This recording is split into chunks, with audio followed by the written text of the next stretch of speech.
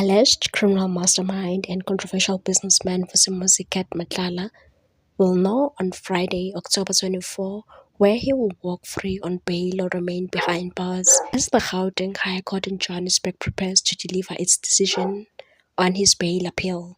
The ruling comes after Matlala's legal team and the state presented their arguments before the court on Monday. Presiding judge reserved judgment, saying he would hand down the decision on Friday, his designated day for uploading judgments, and said judgment has been reserved in this matter. I'm not going to hand down the judgment today, but I promise to do so on Friday. Matlala's appeal follows last month's magistrates' court ruling, which denied him bail, citing that he posed both a flight risk and a danger to society.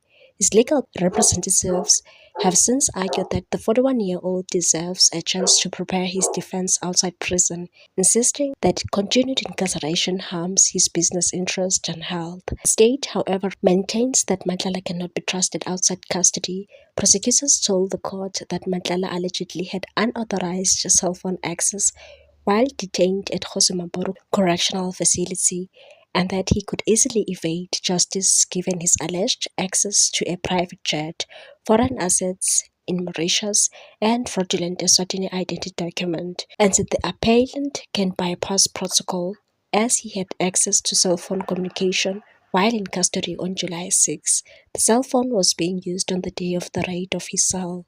The state further dismissed Matlala's complaints about police conduct, including claims that officers stole luxury watches during a search and a seizure operation and planted evidence on his cell phone, saying his accusations were attempts to discredit law enforcement.